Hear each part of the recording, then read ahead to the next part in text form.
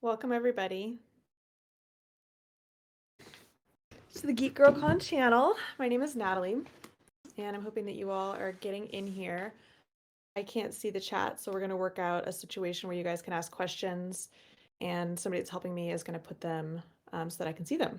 So might be a little bit of a delay there, but feel free to ask during the presentation, and then I'll have a little bit of time for questions afterward.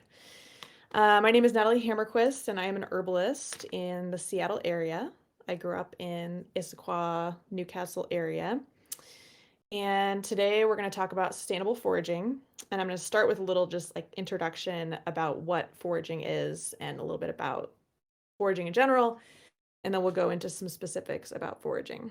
I have been foraging, I'm an herbalist, which means I work with plant medicines. So plant medicines are my specialty. But I also forage for food and other things as well, which we'll talk about. And I've been doing that for about 13 years in this area, but I did grow up hiking when I was a kid in the mountains and going into wild places. So it's my passion point. This is my friend Diana harvesting some nettles last week out in a beautiful meadow up near I-90. I'm gonna jump right in. Oh, I wanted to say too, I teach classes at a school called the Adiantum School of Plant Medicine, which I started. And that's where I come from, and that's where you can find me. More on that at the end. So, foraging. We forage lots of different things. I wanted to kind of just give you a really good like visual array of what foraging looks like in the Pacific Northwest. These are all food plants. These are all my pictures. This root one is wapato, which is an indigenous root crop. There's like a couple main indigenous root crops, one of which is camas, some of you may have heard of, and one of which is wapato. And this wapato is a patch that I've been tending in the Beacon Food Forest for a couple years now. And you cook them and they're starchy and they're really tasty and they grow in wetlands. And they're one of those plants that require human tending to continue to come back and flourish. So an interesting topic there. These are salmon berries, which is a native berry that looks a lot like raspberries, but they're a little seedier. Some feral apples. Feral means kind of escaped human cultivation. So an apple tree might seed itself in a park somewhere, etc. There's crab apples and apples in there, and a lot of those grow in like Magnuson Park in Seattle or Discovery Park, like old farms and stuff like that. This is a chicken of the woods mushroom, which I found a couple years ago, and these guys come back on the same log every year, so if you ever find a patch, definitely pay attention. They're a little bit more elusive. This is Japanese knotweed pickles. Japanese knotweed is a super invasive weed, but the shoots are edible, which are going to be coming up soon. And you can pickle them, and you can actually make like rhubarb pie with them because they're a lot like rhubarb. So you just replace rhubarb with them. Pretty cool. And then these are blackberries, which I'm sure a lot of you are familiar with. That's my mama. We pick blackberries together every year. And some of the things that you guys might not be as familiar with is the plant medicines. So this is us making a hydrosol with rose petals. Hydrosol is basically like plant steam in a jar that's like smells really beautiful and aromatic, and you can like put it on your face. And that's one thing I really like to do with foraged items, especially the aromatic ones. This is Albizia flowers, which is not a native one, but I also do urban foraging, which is very exciting. So in Seattle, we have a lot of Albizia trees that people just have in their yards. And if the Albizia tree is like over the sidewalk, I might just borrow a couple blossoms, or my friend has a tree, and they are an antidepressant. So this is Albizia honey. It tastes delicious. So there's lots of different medicinal preparations that we can make with the things that we forage. And my goal is to kind of talk about a couple of those as we go. Some of you may know a little bit about herbalism already. Some of you may not know anything. So I'm kind of just going to go from the beginning here. So herbs, we can make all different types of, there's a solvent like honey or alcohol or water, and we're extracting medicinal compounds from the plants into it. So we're going to talk a little bit about that today. This is pine resin here in my hand, and this comes from a ponderosa pine tree. Pine resin is really antimicrobial, and I put it in oil. It dissolves in oil when you heat it up, and you can put it on wounds and stuff for killing bacteria. And these are elderberries, and these are blue elderberries specifically, which grow on the east side of the Cascades. So these are all medicinal things, not necessarily edible things, right? An edible thing is something you can eat lots of and you won't get sick. Medicinal things, there's a limit. So you wouldn't want to eat a bunch of pine resin, for example. So lots of plant medicines to be had. There's actually even more plant medicines than food plants. So in my opinion, it's actually more exciting foraging. And then I also forage things for plant crafts. So you can do natural dyeing. Goldenrod, for example, is a really common plant in Washington, and you can make yellow dye with it. This is actually avocado pit dye, which is not foraged, but it's pretty. It makes pink. This is an ivy basket. So ivy's super invasive in Seattle, and you can make baskets with it. Super awesome. One of the themes for today's talk is, so it's a sustainable foraging, right? And one of the ways that we can be sustainable when we're foraging is by focusing on harvesting really abundant things. And there's really no more abundant plant, especially in Seattle, than ivy. So ivy basketry is something I feel really passionately about, and it's really fun. You kind of make something out of nothing. And then you can also make plant cordage out of a lot of different plants in Washington. Nettles being one of them. This is actually fireweed cordage, which there might be a picture of later in the slide. I hope so. Anyway, those are fireweed bracelets, and it involves extracting plant fibers and then basically just weaving them together. So lots of different interest points. I hope all of you are excited about one of those areas of foraging. I also wanted to show you a little bit about what I bring out with me in the field, so you can kind of get a picture of were you to go out foraging, what you're bringing with you. So I like to bring a basket, and I actually have the exact basket in this picture, because you can kind of put things in it. You can take things out of it easily. You don't have to be digging into your backpack. So there's kind of a reason that foragers are like notorious for having baskets. And then this is what goes in my basket typically. I have a trowel for digging roots. I have a brush for brushing off those roots, and scissors for cutting like little weaker stems. And I have a saw for sawing off branches because we also harvest bark off of branches. We have gloves because lots of things are pokey. We have a knife for peeling off bark, for cutting things. We have clippers. Clippers are probably the number one. If you're going to buy one thing for foraging, clippers would be the first thing to buy. And these clippers are really basic. You can get them for really cheap at the grocery outlet. You can get fancier ones that are more expensive that last longer. I tend to get the cheap ones because I just lose them in the wild and I have to go get more. So I tend to have the cheaper ones, which these are. I think I got these at grocery outlet. And then I tend to bring bug spray and sunscreen. My ID book, which this is a really good one. We'll have some books at the end of the presentation, some book recommendations. And then this is a paper grocery bag. And I prefer to harvest into fabric or paper because they're porous. And when you harvest into plastic, plants, they have water in them and mold is more likely to occur. So I'm a big paper bag girl. But some people also sew their own little foraging bags that you can wash in the laundry. And we have a question from the chat. Are there any good resources or plans for ivy basketry? Sometimes I teach classes in it. There's also a couple of YouTube videos about it. I use the twining technique, which there's lots of YouTube videos about, which looks like it's spelled twinning, but it's called twining. And it's a specific technique where you have two strands and kind of weave them almost like DNA through the spokes. So I hope that's helpful. But I would just say how to make an ivy basket on YouTube, and there's lots of good videos. And look for a class from me later on this year. All right. There's also a lot of other basket materials you can get from the wild in Washington as well. Pine needle baskets, if you're a basket maker or basket enthusiast, pine needle baskets are really fun. You get the long ponderosa pine needles. And I think if I have time at the end, I'll grab a basket so you guys can see. All right.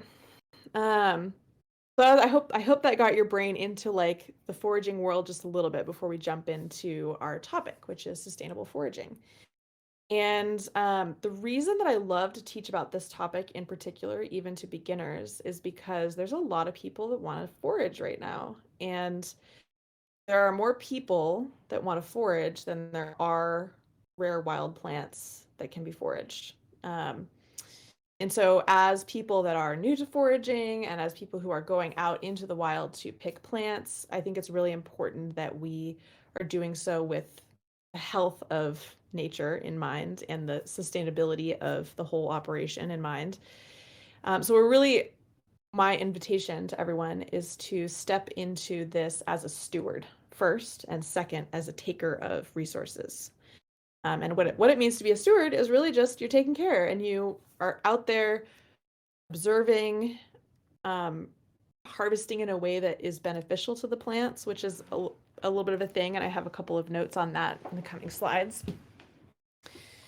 Before we get all into that, let's just talk about some guidelines. Sometimes it can be nice to just have a nice set of rules. So number one, learn and observe first and harvest second.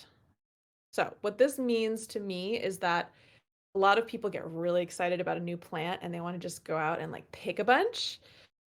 But what if you just read about this plant in a book and they didn't mention that it's really rare and you just happen to pick like the last one in the entire state? That'd be so sad. So my recommendation is that you learn about something and you go out and observe it first. You don't need to go pick it first. Like, how much is there? Like, is there some in my park? Is there some in my neighbor's yard? Like, how much of it? Where is it? What stage of growth is it in? Those are the kind of observations that you can start with. So some of you might be walkers or hikers, and that's a really good place to start your observations. I'm going to be talking about just a few plants in this presentation. We didn't have time for a whole lot, so give you something to watch. Number two is take only what you need. And this is a little hard at first when you first start foraging because sometimes you don't know. So I always start with a small amount when you first start foraging. Rather than trying to harvest a bunch, it's better to have not enough than to taken too much and have it go rotten in your fridge. Number three is harvest what's abundant. So I will have a list later on in the presentation with a whole list of plants that are super abundant that you can go out and harvest as much as you want to an extent, harvest a lot, and not have to worry about it. And we're also going to avoid rare plants on that same note. Foragers kind of have like a 1 in 10 rule, which means you're going to harvest no more than 10% of a stand. So if there are 10 roses on a bush, you're going to harvest 1. If there are 10 nettles poking up, you're going to harvest 1. If there are 20 nettles, you harvest 2. That kind of thing. Use clean, sharp tools so we're not spreading diseases. We're going to get permits or permission. We'll talk about legalities in a little bit. Bring the right equipment so we're not tearing things out, right? If we need to saw a branch, it's better to saw it rather than try to tear it off the tree because that'll open up more tree to disease. And we're also going to be ready to go home empty-handed. Sometimes there are patches that I'll harvest from every year, and there are years that it's really abundant, and there are years that sometimes for whatever reason that stand is not doing very well. It could be the weather, something like that. Like there might not be as many flowers that year, for example. That would be a time when I would decide to go home without anything. And number 9 is tend for future harvests, which is kind of the stewardship part of things that I was mentioning earlier. And this is one of my students from a couple years ago harvesting arnica flowers up at the pass. I wanted to talk a little bit about, I forage personally because it makes me feel connected to the land. I think that there is really nothing like interacting with an environment to feel like you belong to the cycles of it and to force you to observe what's happening, because things are ripe at certain times, things bloom at certain times, certain animals eat certain things at certain times, and when you're foraging, you're out there in it and needing to be observant of it. And so I wanted to talk a little bit about how to forge that connection from the beginning. For me, the biggest way that I've done that is by visiting the same spot in different seasons and in multiple years. And you can observe a lot from that. Like maybe you have a neighborhood park, maybe you have a wild area in your neighborhood or some hike that you like to do. Same spot year after year, look at the same plants, the same trees. Are they budding? Do they have leaves? When do the leaves fall off?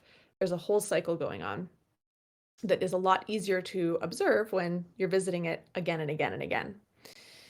And I think that to me, that is like, this is a big word, but the re-indigenization, or some people want to say like rewilding, which is essentially like humans kind of feeling more connected to the land. This is a really big part of it.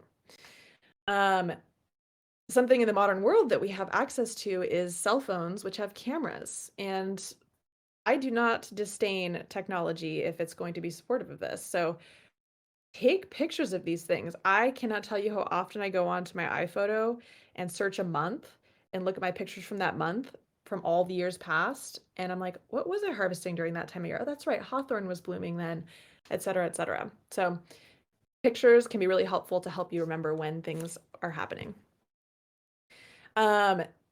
This next part, I would love to invite you all to do this at some point in the next week or two. Pick a spot and observe. Spring is a lively time to make some observations. And here are just some questions to get you started. What are the birds and squirrels eating? Right? Squirrels are digging stuff up right now. They're running out of nuts. They're starting to eat buds. What plants are budding?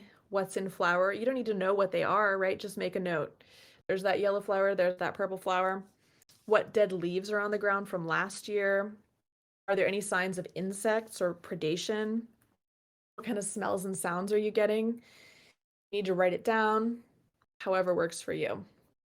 The key of all of this is just creating as many reference points of memory as possible over time. Getting to know a place, essentially. This is, by the way, a robin with a hawthorn berry in its mouth. And I will be talking about hawthorn berries in a moment. So, 2 questions to take with you into harvest in the wild as a steward. Number 1, what are the challenges this organism faces?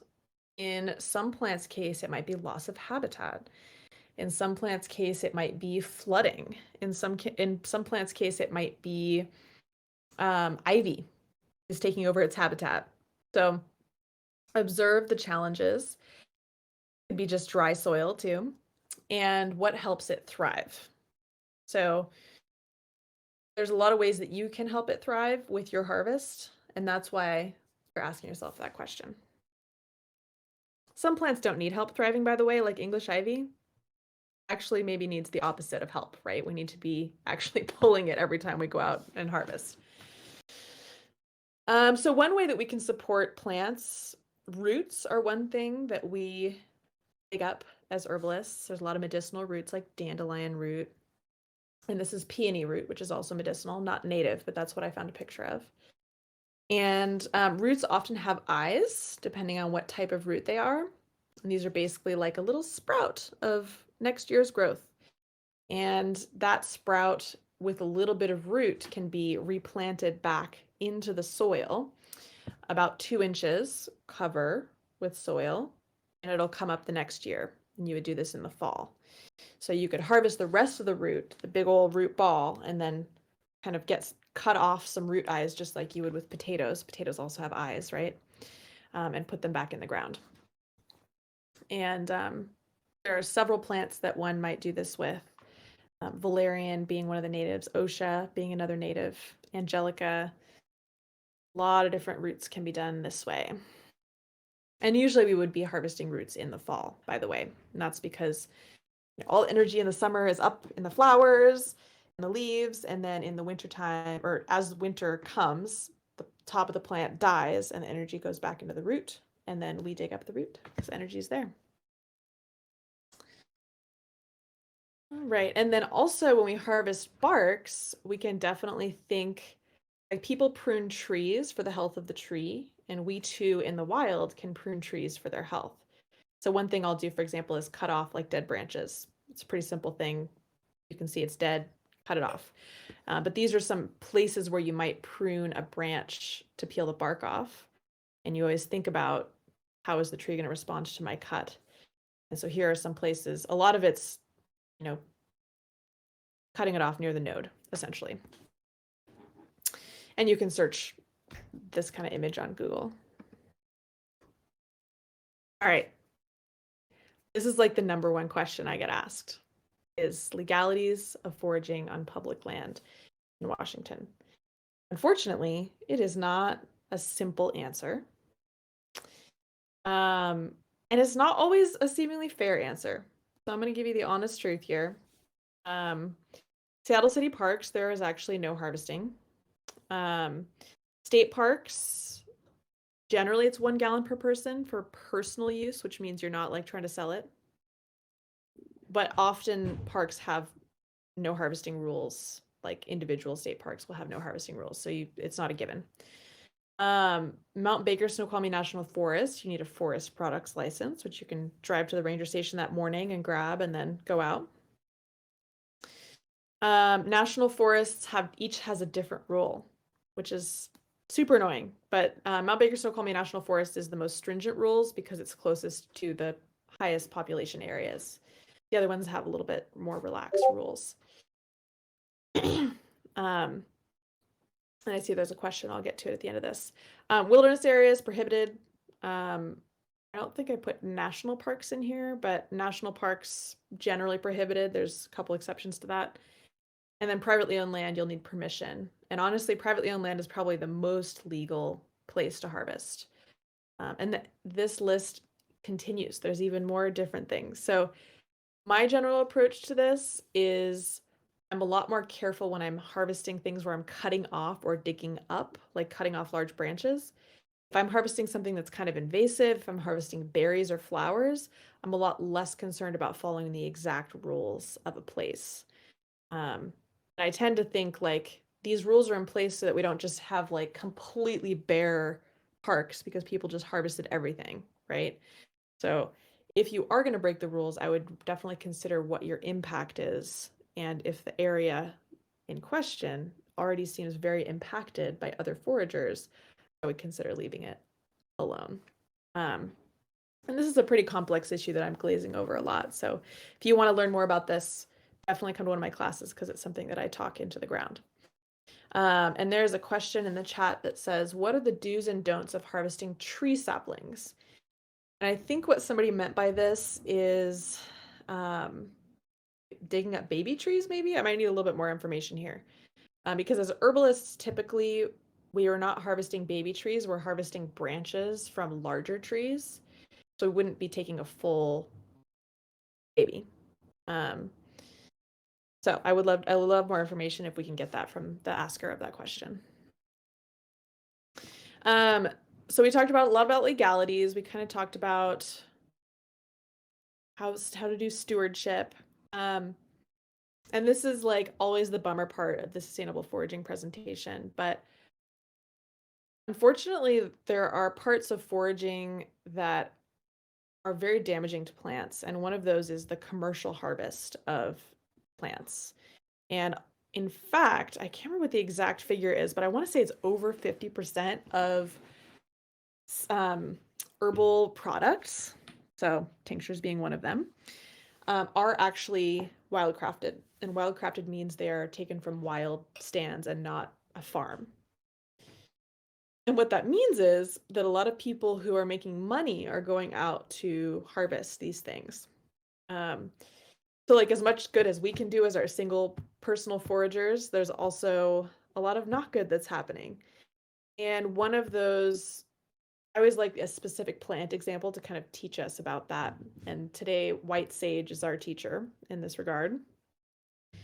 A lot of people got really into like burning white sage in the last several years, and like they started selling it at Sephora apparently, and like all this stuff started happening.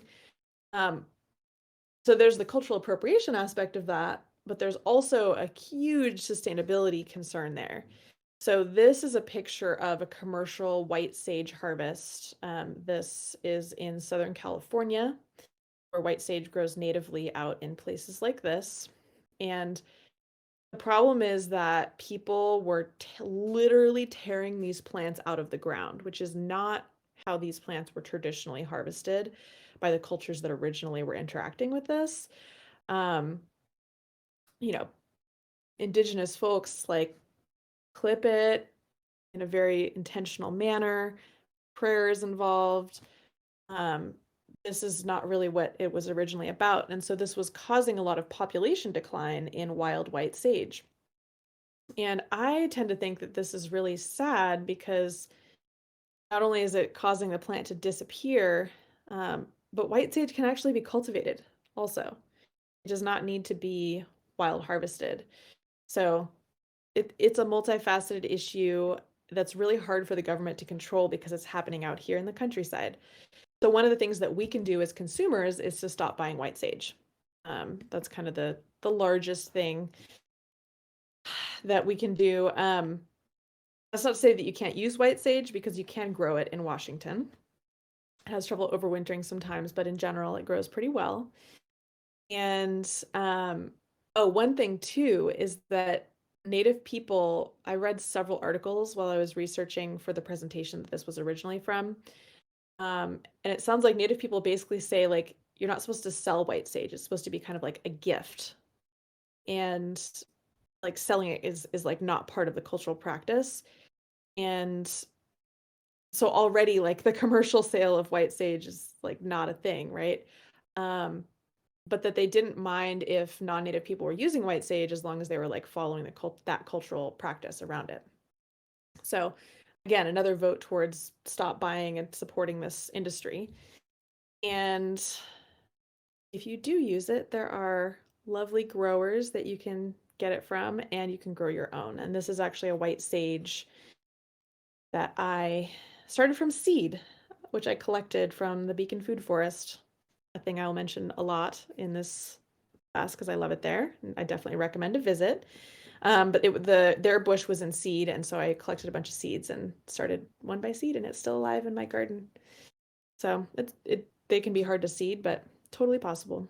And this is from a larger article, by the way, if you're interested in this topic. A blog post by Deborah Small called Saging the World. Okay, so the converse of that, I could go on and on about different plants and like how people harvested too much of them. There are a lot of case studies, ginseng, Tibetan yew. But instead, I made this slide for you. These are the plants that are abundant in Western Washington for you to harvest. And English hawthorn is first on the list, and indeed is actually the next thing to be available for harvest. I'll talk about that in a second. Very exciting. Mullein leaf, which is in this picture, they're really fuzzy. It's like a lung tonic and kind of for irritating coughs. Himalayan blackberry is medicinal, you guys. It is medicinal, which is super exciting. And the leaves are really astringent.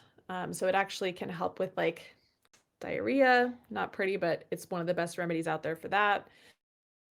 And you can even like put it in pickles to make them more crunchy because it has tannins in it. That's why people put grape leaves in pickles, but you can do Himalayan blackberry. Awesome. Horsetail is also coming up right now, in fact, and so soon would be a good time to harvest that. It's really high in silica, so it's really good for hair, teeth, and nails. Goldenrod, which has flowers that are yellow that are really good for allergies because it's got lots of quercetin in it, and it can be used for dyeing. Excuse me. Dandelion is kind of liver, kidney herb, also has edible leaves, also super abundant. That one seems obvious. Plantain leaf does not have to do with the banana. It's a leafy weed that grows like in grass and stuff. One of the top 10 medicinal herbs of our bioregion. It's super helpful wound healer, helpful GI wound healer. It's definitely one of the most useful and effective herbs that we have. California poppy, also a weed, and it's a sedative. It helps you sleep because it's like related to poppies, right? Opium poppies being the famous like drug, but all things in the poppy family are sedative for the most part. And California poppy is actually gentle enough that it's safe for children. So that's a little bit better than opium poppy, right? Yarrow, also super abundant in Washington, and you can grow it in your garden super easily. Willow bark, super abundant in Washington, especially if you go to a wetland. Like the world could probably not use as much willow bark as there is available. And then when you harvest it, it grows back 10 times. So it's one of my favorites. Fir, spruce, and pine, that's what this picture is of. On the right-hand side here, those are various species of different fir tips, which are really tasty in tea, and they're really nice for like an expectorant for a phlegmy cough, and they're really high in vitamin C. So that's definitely one of my favorites, and that one will be like May, so coming right up. The little bright green tips will be coming out. And I mean, Washington has so many Douglas fir trees that, like, again, you could definitely harvest a lot of those and not worry about it. Japanese knotweed, one of the most invasive, problematic weeds in Washington, so nobody's going to get mad at you for harvesting that. And St. John's wort is the last one, which is actually have been taking it all day. I just finished a really long article on it. But it's actually one of the most popular herbs for depression. And it's not going to work for all types of depression because depression comes from different sources internally. But I really like it. Personally, it works for me because I get a little angsty, it's like a liver depression. So one of my favorites to harvest. So I wanted to talk just about a couple plants specifically so we can kind of dig in and you guys can see like what do we do with these things and what do they look like. So for hawthorn, this is actually English hawthorn, and this species of hawthorn is actually considered to be invasive in the city of Seattle. So it's very enthusiastic in its growth. I will definitely admit that. I don't necessarily agree with the invasive classification. We also have a native hawthorn called black hawthorn, which is a great tree to plant if you're looking for a small tree in your yard. They're very beautiful. And these berries can be harvested and they're edible. That's going to be mid-October. The leaf and flower, however, is going to be early May, which is coming up in just a few weeks. So this could be your first harvest. It's an invasive species, so nobody's going to be too mad that you're taking flowers, which would later become berries, which would later become seeds from the wild, right? And so I want to give you a little information in the hopes that perhaps you might be able to harvest this. I am teaching a class where we're going to look at hawthorn specifically, an in-person class. So if you're feeling uncertain about your plant ID, feel free to join.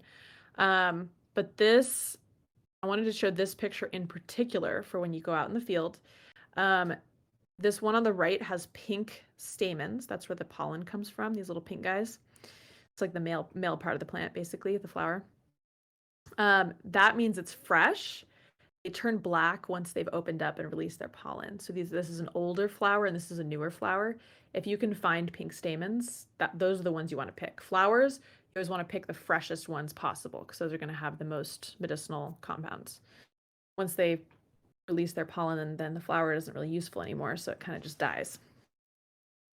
So hawthorn is one of the most studied medicinal herbs in the world. It's used by a lot of different cultures. There's different species that are used in herbal traditions all around the world.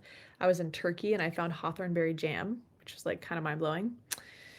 And they also have it in China, and I don't know if they have hawthorn in Africa. I haven't gotten that far yet, but I'd be curious. Anyway, traditionally hawthorn berries were eaten as a food, but it's kind of like a food/medicine, a medicinal food. So there's a lot of like syrups and jams and cordials and jellies and stuff with sugar in it because it's a berry. But with the flowers, mainly I'm making tea or I'm making a tincture. And tea would just be you dry it, you pour hot water on it, you let it sit, and you drink it. That's all an herbal tea takes. So by heart medicine, by the way, I mean it actually helps like heal your vein linings, your artery and vein and vessel linings. It also can help regulate irregular heart rhythms, and it's been studied to do that as well.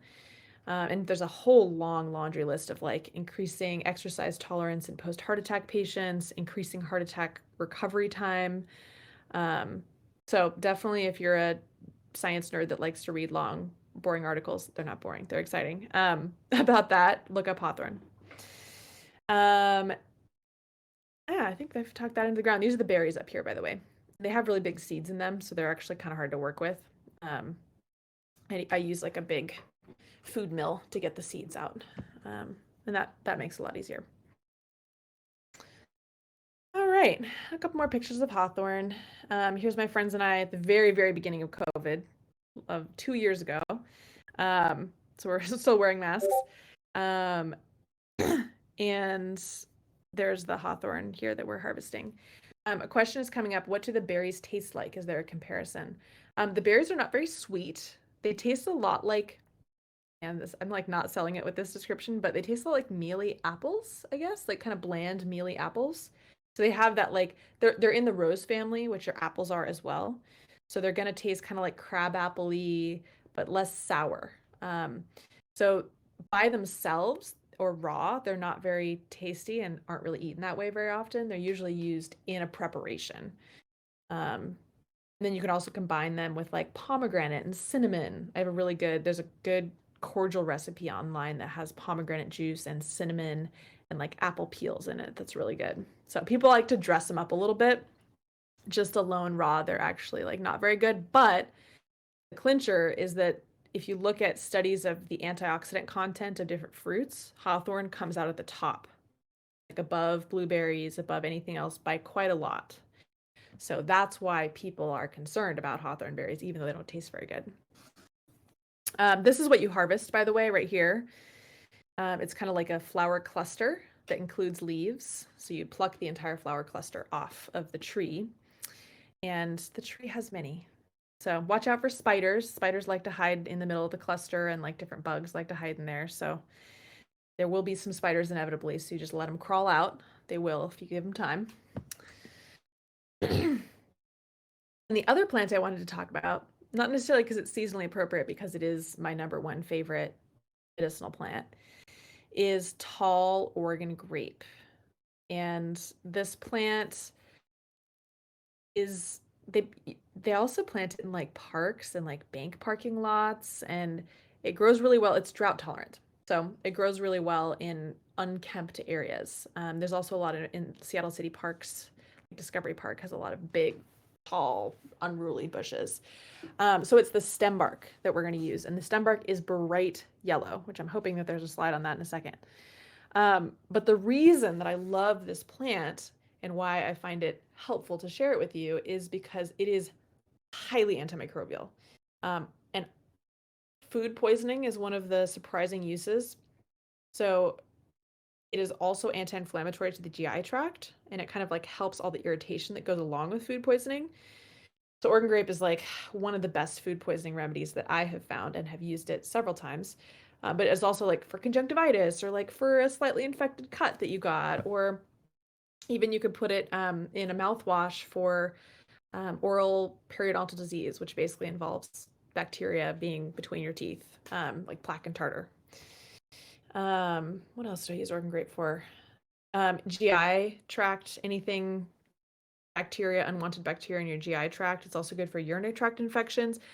The list goes on. So this is a first aid herb. This is a first aid herb for infections and is very efficient at what it does. You can harvest this anytime. So early spring or fall is the best, but you can harvest it anytime and it's still going to be helpful. So let's see. Oh, there's the yellow bark. So that's one of the ways that you know absolutely that it's Oregon grape. There's not going to be, something like holly is not going to have orange or yellow bark. So kind of an identifying characteristic. Holly is a lookalike. You can kind of see the leaves are similar shaped. The berries are different colors, the flowers are different colors, the bark is different color, the leaf arrangement's different. So there's definitely some differences, but this is a good place to just introduce that people mix up plants. And this is a really common mix up here. And one of the ways that you can help yourself is when you're studying a plant, study the lookalikes. Compare them side by side. Try to find the other one. See what the leaf arrangement's different. Look for details. And this is something I talk about in my plant walks as well, as I try to do side by side comparisons for people. And somebody's asking, how much Oregon grape bark would you use for 1 dose of tea? And I would probably use about a tablespoon of the bark for a cup of tea. Full disclosure, it is not delicious. It is very bitter. In fact, I often have people taste it on plant walks and they get mad at me because I don't warn them that it's really terrible tasting. So people really like it because it's super, super bitter. And so the tea is not delicious, but the tea is a really good like wound wash. You don't necessarily have to take it internally, right? The tea that you're making could be a conjunctivitis eye wash, or it could be a mouthwash, or it could be you can even put some in your neti pot and do a sinus rinse for sinus infection. Um, I often use the tincture, which is essentially like Oregon grape root with vodka. And there's a gajillion instructions online on how to make tinctures. They're super easy. Then you just strain it. You got a tincture. You can also buy them in little bottles like this. But generally for a dose of tea, we're going to be about a tablespoon per cup. And by per cup, I mean kind of 8-ounce guy like this. All right. We're going to be opening for questions in just a moment here. I have a couple more slides. And so get your any other questions ready, or if you want me to elaborate on anything that I mentioned today. But I think this is actually one of the most important things is, so you've harvested these plants, what do you do with them, right? This on the right-hand side here is a type of basically herb dryer. These were originally, I think, I got them from like a cannabis grow shop, the one that I have. It works like a charm because when you're drying plants, you want maximum airflow and you don't want it to be like a non-porous surface like plastic. That's going to have mold. And we live in the Pacific Northwest, so we're always trying to avoid mold. You can also use a dehydrator. I actually have never owned a dehydrator, strangely, in my many years of being an herbalist. I always just use this big mesh guy. It takes up a lot of space. But you could also just put a towel out and put your herbs on there, or put a paper bag out and put your herbs on there. You might need to flip them so they get air on all the sides and not put them in a whole pile, right? We're going to want to arrange them. So that's would be the kind of most basic thing to do. You can also make green sauces with things you harvest, like a nettle pesto. You can make jams and jellies like hawthorn jam, apple jelly, whatever, rose jam. You can make syrups, which depending on the plant are done differently. You can make tinctures, which I just talked about, infused oils, a couple different methods for that one. You can put it on your skin and cook with them, actually, for that matter. And hydrosols are the plant steam thing that I mentioned earlier, the distilled thing. And we use this beautiful copper still to make those. You can also make kind of like a one at home with a pot and a pot lid that doesn't work as well, but it still works. So for those of you who are super into DIY stuff, all very fun stuff.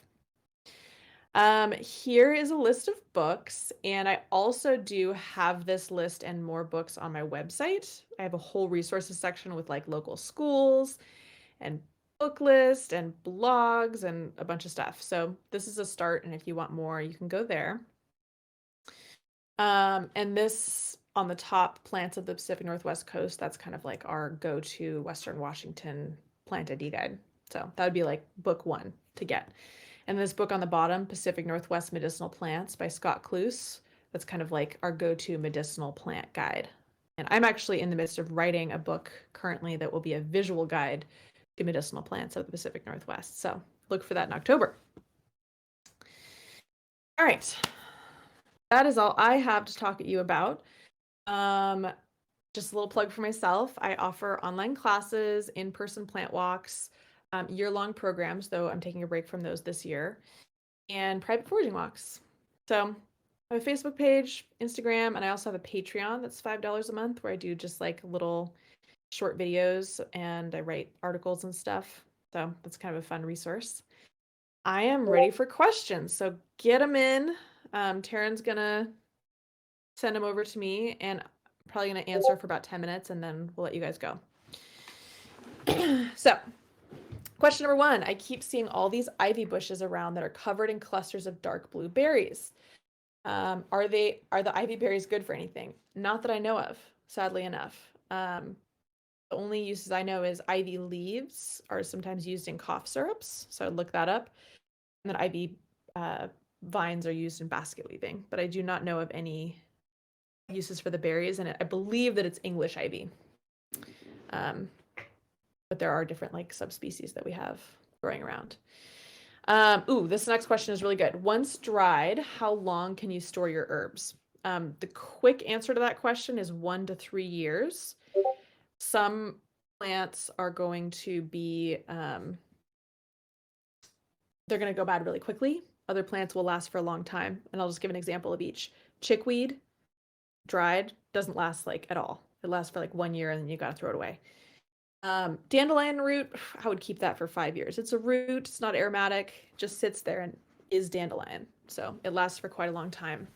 I used to be a bulk herb buyer, so it was my job to kind of monitor that, and it's different for each herb. So yeah, that's the short answer to that question. And somebody's asking, can you tell us the name of your book? I actually don't have a name yet. I did just run a Kickstarter for it, which was essentially like visual guide to Pacific Northwest medicinal plants. And so you should be able to search that. And I don't know, Taryn, if there's going to be like a follow-up afterwards, but I can send people the link so they can just check it out. And I have a mailing list going for people, like a release mailing list if people want to be on it. Cool. Any last questions? I'm curious too, like, I can't see the Twitch chat, but if people just want to share really quickly, like, have you foraged before? Are you interested in foraging?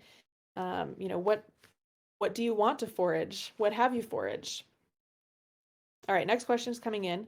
Besides cooking and heating, is there anything you need to do to disinfect / prepare certain plants before consuming?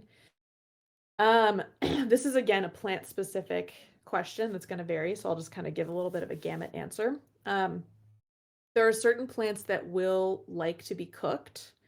Elderberries, for example, have a compound that can make you a little bit nauseous if you don't cook it out. And as far as the disinfecting thing, I actually don't wash the plants that I use. I do wash roots and scrub them pretty well. But even then, there's like usually some dirt at the end of the day in the medicine. So that makes some people uncomfortable, you know, like that's how most herbalists do it. That's how herbs you buy in the store, like, might have, you know, they're from the wild and they might have, you know, bacteria on them. I have never heard of anybody getting sick that way.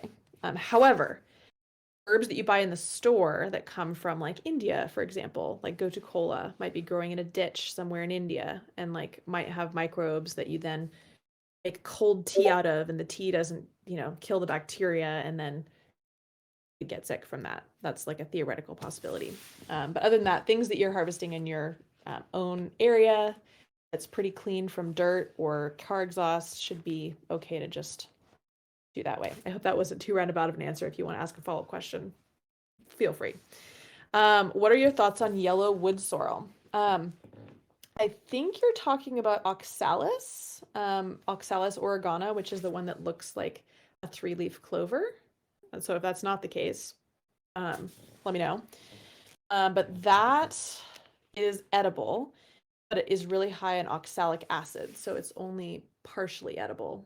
And so what that means is that there are certain plants, edible plants specifically, that you don't want to eat too much of because they might make your kidneys hurt, for example. Like the other day, I ate too much Siberian miner's lettuce and my kidneys hurt the next day. So there's definitely, that is a thing for certain plants. Is there anything locally we should be afraid of touching, like poison ivy, etc.? The only plant, we actually do have poison ivy, but it's not very common. And it's usually the only places that I've ever seen it in Washington, it's labeled. Like Seward Park, for example, has a bunch of poison ivy and there's signs that say it. So definitely watch for those signs, but it seems to be like, it's not super common.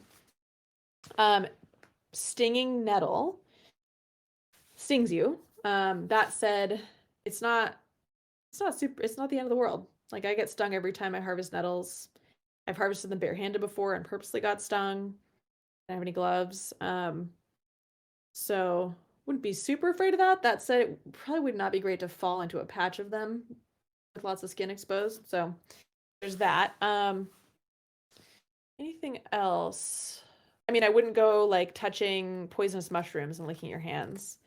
And then there is delphinium and larkspur are 2 really poisonous plants that I also wouldn't be like touching and then like licking your hands. And poison hemlock would be the same way. So there's a couple like poisonous plants you don't necessarily want to be interacting with too much. Ooh, and one more thing, giant cow parsnip is also something that you don't want to touch. And that is mostly on the peninsula. So not necessarily in the Seattle area, not something that we have to worry about over here, but on the peninsula, it is a little bit of a problem. Cool. If anybody has any follow-up questions about those, now would be a good time to ask. There might be one more coming in before we adjourn.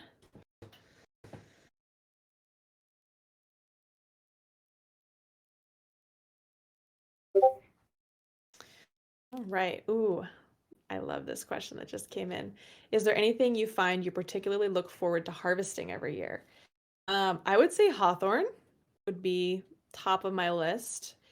And I think the reason that I look forward to that so much is that my ancestral roots are really connected with hawthorn. Both, I have a kind of Scandinavian side and a British Isles side, and both of those cultures had relationships with hawthorn. And it's definitely a tree that's like very magical in those cultures, so I feel really connected. Um, and the other thing that I look forward to is the albizia flowers. I love flowers that smell good too.